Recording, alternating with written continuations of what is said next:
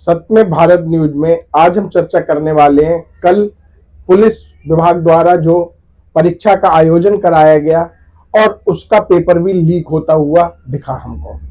बच्चे कितनी तैयारी करने के बाद मिश्रा जी आते हैं, कितने उनके माँ बाप उम्मीद लगाते हैं और ये पेपर लीक हो जाते हैं। इस पर आज हमारी रहेगी चर्चा। अभिषेक सर, पेपर कल जो परसों और कल जो हुआ था पुलिस भर्ती वाला, तो पहली बार ऐसा नहीं हुआ है कि पेपर लीक हुआ है या पेपर कैंसिल हुआ है। ये कई बार हो चुका है। अब पूछता है सत्य में भारत न्यूज कि बच्चों की मेहनत, माता पिता की मेहनत, माता पिता की परेशानियां, माता पिता का पैसा, बच्चों की परेशानियां।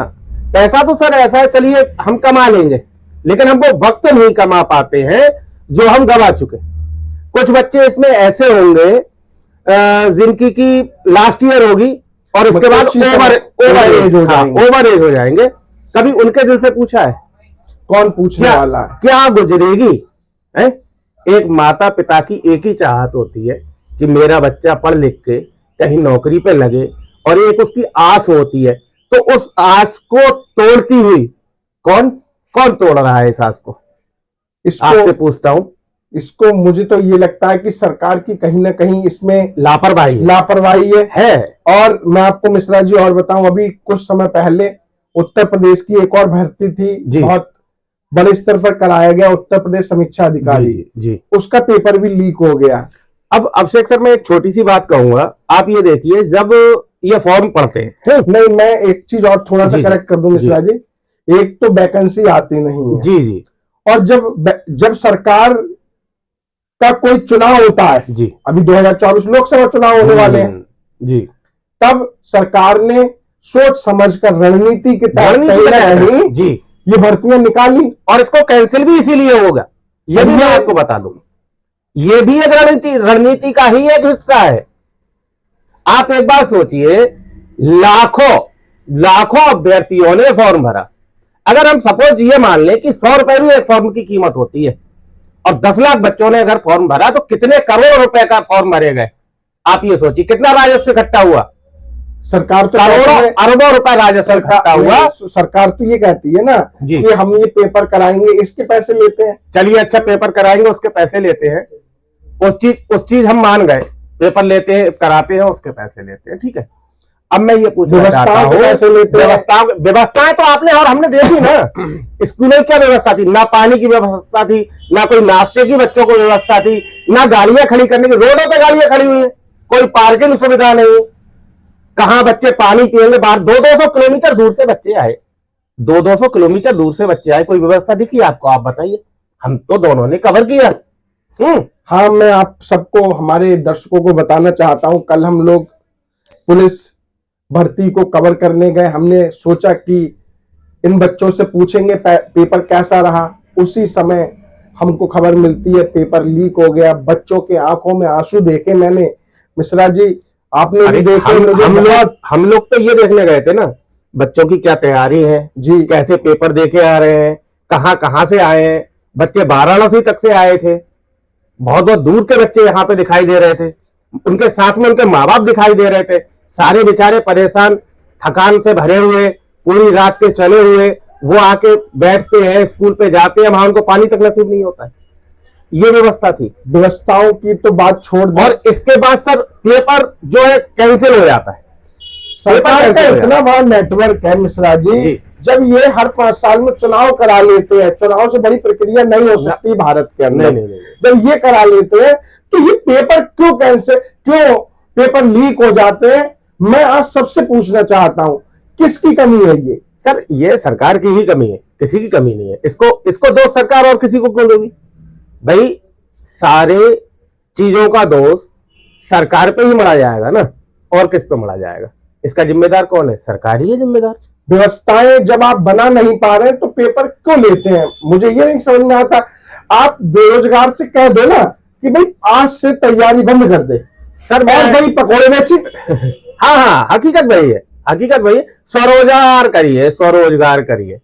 आत्मनिर्भर बनिए। आप बच्चा 20 लाख रुपए खर्च करके, मेरी बात सुनो आप, इंजीनियरिंग करता है, ITI करता है, MBBS करता है, लाखों रुपए खर्च करता है, उसके बाद पकौड़े बेचेगा वो? अगर उसको पकौड़े ही बेचने तो पढ़ के क्या करेगा वो? 10th भी नहीं करना उसको। ठेला लगाओ, पकौड़े बेचो, कोई चिंता नहीं है। पढ़ाई की जरूरत कहाँ है? वहां तो पढ़ाई की जरूरत है ही नहीं।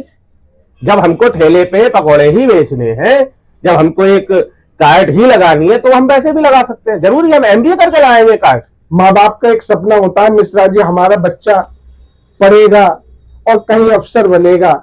ये अफसर बनने की प्रक्रिया में कहीं ना कहीं सपने चूर होते दिखते हैं। मैंने भी सपना देखा था मिश्रा जी, बहुत तैयारी करी, उसके बाद मैं तो उत्तर प्रदेश में ये हाल देख रहा हूं। मैंने जो पेपर दिया गवर्नमेंट एग्जाम का, वो पेपर या तो लीक हो गया, उसका रिजल्ट आया भी 4-4 साल हो गए, आज मैं ओवर एज बैठा हूं।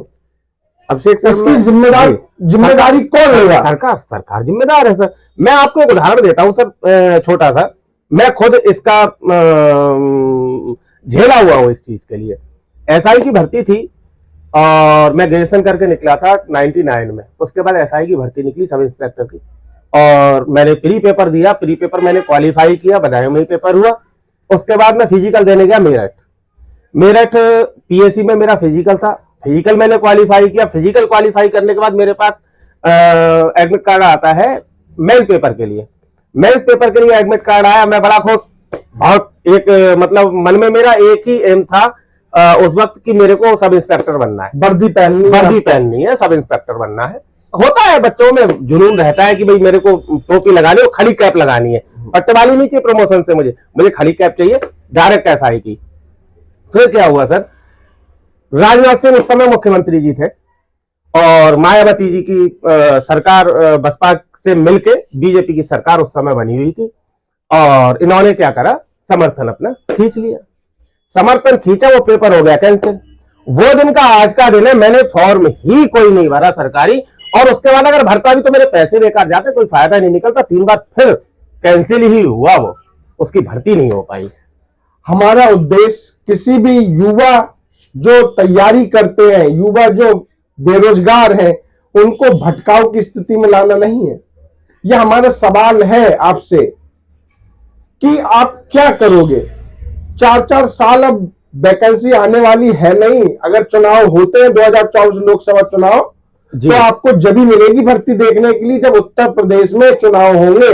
अब आप समझ लीजिए ये तो आपको ये देखना है अपने माँ बाप को कैसे आपको जीविकोपार्जन के साधन तलाशने हैं, क्योंकि मोदी जी ने तो चला रखा है आत्मनिर्भर भारत।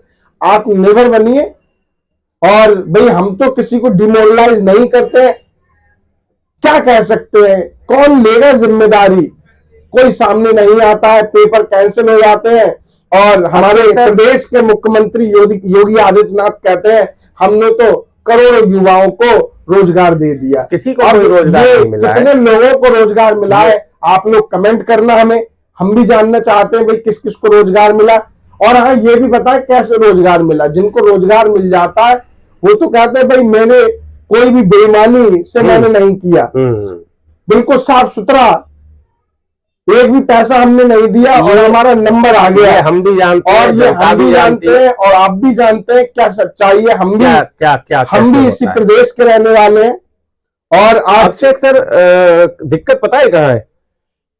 उस बच्चे से पूछिए जिसने कल पेपर दिया और उसके 2 महीने बाद वो ओवर एज हो रहा है। ठीक, कभी उसके दिल से पूछ के देखा है सरकार ने उस पर क्या गुजरेगी? उसकी पूरी लाइफ बर्बाद हो गई। किसने की? सरकार ने की। किसी और ने की? सरकार ने की।